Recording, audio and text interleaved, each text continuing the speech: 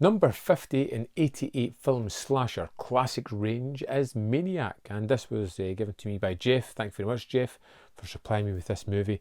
I've always been a big fan of Maniac. I think as slashers go, it was one of the more sleazier but well thought out and surprisingly effective movies that had actually something behind it, a little bit of story to back up just the gore and the blood and guts. Now it has gore and blood and guts by the bucketful. In fact, it's what it's mainly renowned for. You get the headshot sequence, you get people being scalped, you have people being brutally murdered by our crazed madman, played by Joe Spinell, the maniac, the titular character, who is a man who is deeply scarred by childhood abuse.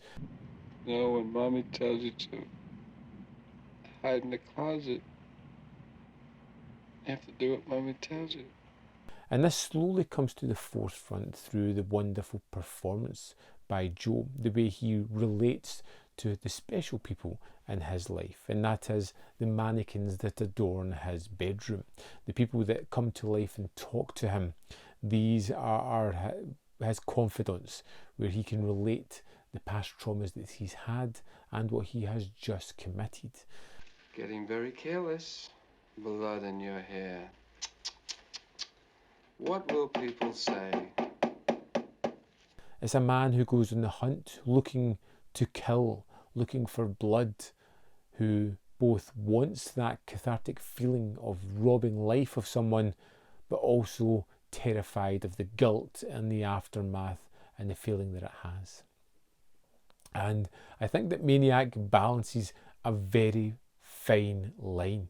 It has that grindhousey, sleazy feel to it, with these wonderful effects and this horrible antagonistic shark-like character of Joe Spinell, who's just killing people throughout the movie constantly. But it also has this rich thematic of a man who's been tortured, who's having a psychological break, who is not coping with it appropriately, and who in fact is going worse into his situation. And what I like about this one is we get the saviour of our character in the form of Anna, a photographer whom accidentally snaps a picture of him and instantly rises to the top of his hit list. And as he becomes a very, very good actor at one point, by becoming human, he becomes a charming character. No, I think it's more to preserve them. You see, the beauty is already in the model.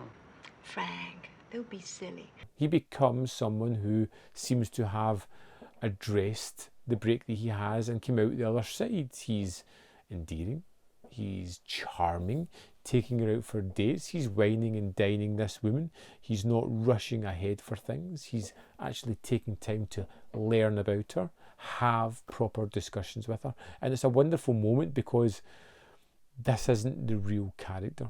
This is all facade. This is someone who is crazy, who's had a break, pretending to be normal. And I think it's one of the most key aspects of the film that I utterly love.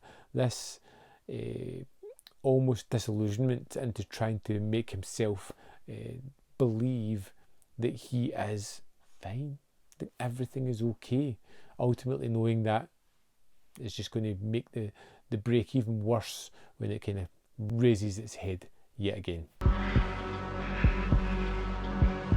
Maniac is anchored by this terrific performance by Joe Spinell. He is a maniac. He is crazed. But like I said, he can be charming. He can be aloof. He can be fun. He can be terrifying. He does all of this in this movie, and it's a wonderful performance. Really terrific. Sit up, pay attention to the performances going on here. The finale in this one is a wonderful realisation of the crazed thoughts of our maniac. I love it. I won't touch too much more on it. I think it's entirely fitting for this film. I think it's a terrific ending, really interesting. And this is just one of those fun films. Like I said, straddles the line between a sleazy grindhouse film and something far greater, very well. I would highly recommend it. In fact, this one has a crazy amount of extras to pad out. As well as being one of the best movies in the slasher classics, it's got one of the best packages. Let's dive in and have a look at the extras on this disc. Here we are in the disc for Maniac. Let's go to the special features. We have the first of 3 commentaries here with producer-director Bill Lustig and producer Andrew Garroni. Now, these are always excellent. If you've listened to any Lustig commentaries before, they're just highly entertaining. Next up, we have a commentary with the director Lustig, makeup FX artist Tom Savini, editor Lorenzo Marinelli, and assistant Luke Walter. And finally, we have a commentary with the Hysteria Continues, the slasher loving podcast. Then we have various trailers. We have Play All, we've got the US hard trailer, soft trailer, international, French, German trailer, Italian trailer, and the Play All function. We also have TV spots as well as radio spots, and then we have Maniac featurettes. So we have the outtakes, which is 18 minutes 52 seconds, and it comes with a commentary from William Lustig talking over various aspects of the filming and his thoughts on them as these were recently discovered.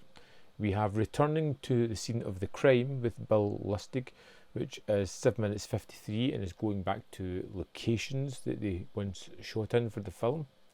Then we have Anna and the Killer interview with star Caroline Munro, which is 13 minutes 5 seconds long, talking about her career, how she went from Star Crash into this. We've got the Death Dealer interview with makeup FX artist Tom Savini. This is 12 minutes 12 seconds and it's just as fascinating as Savini always is, talking about how he got the job, why he took it, and other things that he could have done at the time.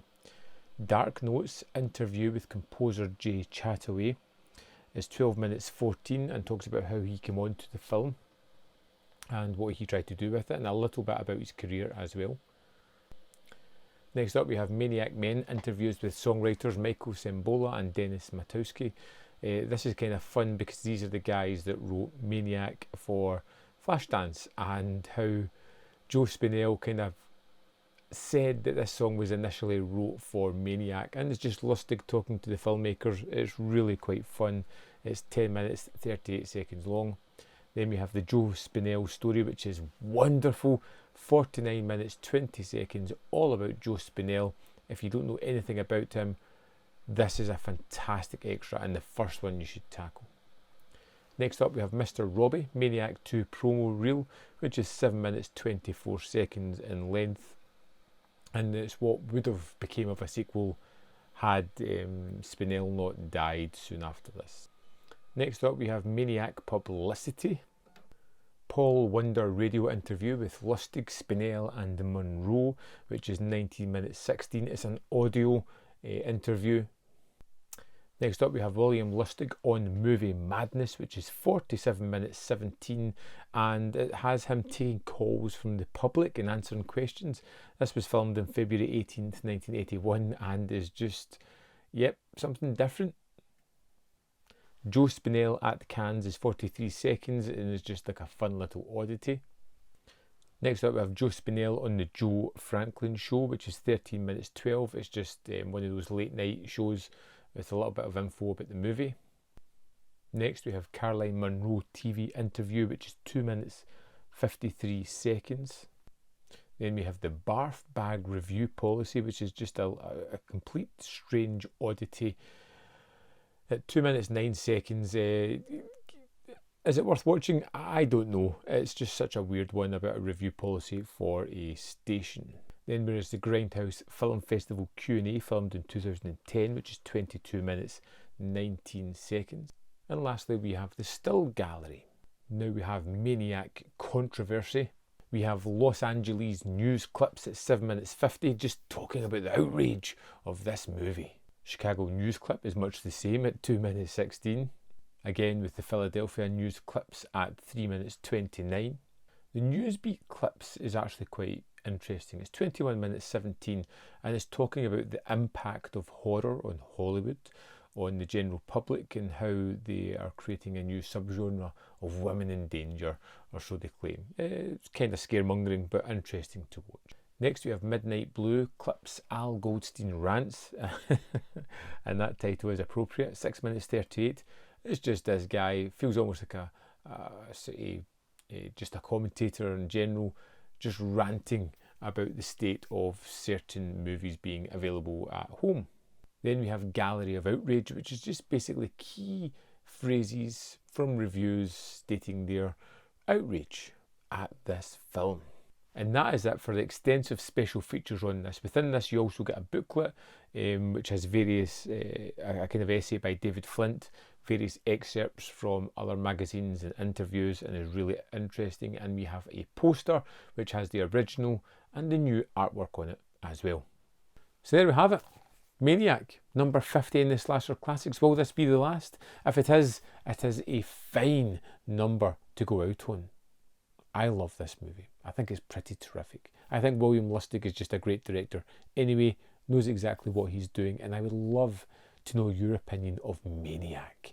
Let me know in the comment box below whether you love it, hate it, whether you've been scared away. Maybe I've encouraged you to go and check it out. Let me know in the comment box. I'd love to know that. And don't forget to give this video a like because it helps out a lot. There's more content up here. You can see more of my stuff if you are interested. And in the description box below are links to the Patreon and membership program, manvfilm.com. All ways in which you can support my channel. Thanks for watching. I'll see you next time on Man v Film.